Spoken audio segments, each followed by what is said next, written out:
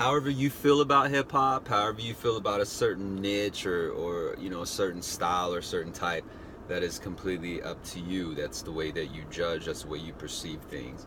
But if you can get past just that outer layer, you know, maybe they use certain rhythms or beats or tones or fucking words that you don't agree with, so you prefer not to listen to rap music because all you hear is fuck, fuck, fuck, bitch, bitch, bitch, and you know, selling crack or fucking selling drugs to make money. And you know, whether you didn't grow up in that background or not, that in itself, you're kind of judging it from, you know, an outside looking in. But I want to share with you because I you know, I grew up with hip hop. Maybe you did too, and you could probably relate on this message. But I think that, you know, as of late, you know, this type of music niche or this music type has changed dramatically, and now it's starting to blend in. So it may not necessarily be about selling drugs or fucking killing people as much as it was before. Now it's really just about business and making moves. And I think that's what it always was about. It was about, you know, being an underdog and coming from nothing to make something. And I think that's why a lot of entrepreneurs today can relate to hip hop. A lot of sales individuals can relate to hip hop or rap music because of the message. It's the wordplay.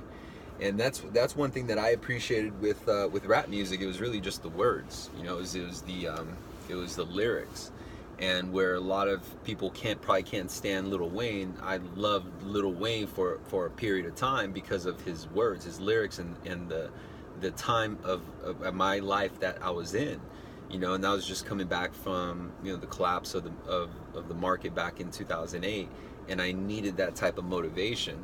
And so being in sales, you need, you know, you obviously need your fair boost of something that's going to light the fire under your ass, so that you can act accordingly and not just talk about it but be about it, because that's the only thing that's going to keep bills paid. That's the only thing that's going to you know, keep you storming through each day without looking at it as kind of like a fucking mundane process.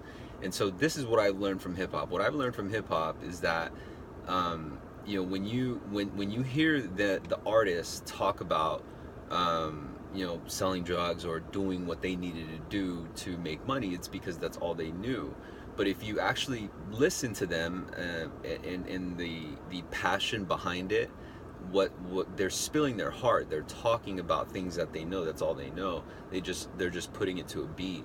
And so if you look at the message and you just ignore the words, ignore the choice of words, or ignore the explanation or description behind it, you actually have someone who is willing to do whatever they need to do to get money. Now granted, they might have their own preference of how they spend that money, and that's probably far different from you, but that's just the way they choose to spend their money. The bottom line is that they got their money.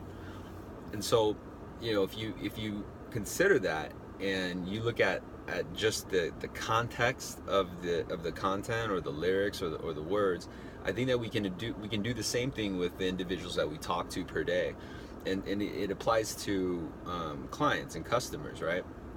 And so when you pay attention to the way they say things and the actual message versus judging it based on a last name, and by it I mean judging the lead. And so maybe you're not going towards a specific lead because they may be dressed too nice or they may appear too wise, and so you get a little bit intimidated, or even let's say they got a specific last name, so you think that, oh, they'll never buy, or they're of a certain ethnic background, so you feel that, oh, they're never going to buy this. But the point is that, number one is that if you don't judge it, you know, from the layer that you see, meaning kind of like judging a book from its cover, and get past that and understand that deep within, regardless of all these things or all these traits, is that there is some sort of help that you can provide your prospect or your client. And if you're able to understand their rhythm or understand the meaning and the actual material of that content or whatever they're telling you, you can interpret it in a different way and take away from it in a different way. And what I mean by that is this: so if you get a client or a prospect that tells you right off the bat, like, oh, you know what, I'm only looking for this, or I'm only looking for this price, you have two choices. You can respond back and say, oh, sorry, we don't have that price, and fucking lose the opportunity, lose the sale. Or you can reply back and say, whether it is in person or over the phone, you can reply back and say, yeah, no worries, let me help you out. So what are you looking for? What are you looking to achieve, by buying this product or buying this service or whatever the situation is? But you need to bridge that conversation. Instead of fighting it, you need to agree to that rhythm and that tone and just kind of write it along, right? Because you need to ask questions, and the sooner that you are positioning yourself to ask questions, you control the call. And now, so why does this apply to hip hop? How does this apply to hip hop? Is because number one is I think that hip hop is it's judged, because of the message of the songs. But if you look past the message of them, using words that just became popular over time, like bitch or fucking, selling drugs, they're just topics that they're writing on. And it's kind of like a hashtag. And so it's just topics. But if you pass through the topics and you look at the content, or actually listen to the message and listen to the passion, there's really some good fucking value right there, because you're seeing how it's like a motivational meme. It's something that's gonna move you, motivate you, and that's me personally. You might be different. You might find the same motivation in country music, in which I listen to the words, and that's just me, and I think it's more of a sad message.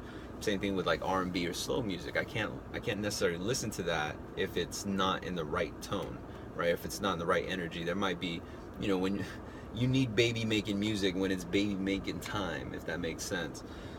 Where if you go in the gym, you might want to listen to something a little bit different to get you in the mood and get you pumped up. Whatever floats your boat.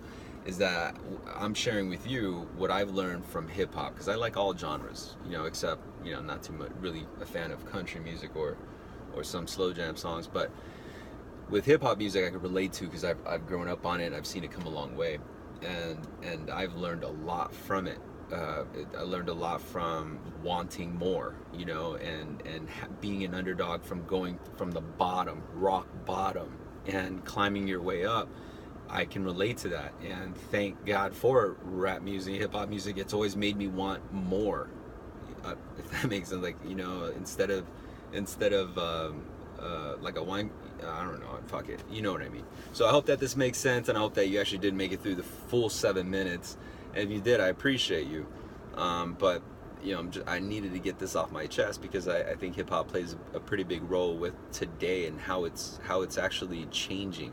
The topic is not necessarily so much on killing people or selling drugs. The message is about making shit happen and take action, and that's what I've learned from hip hop.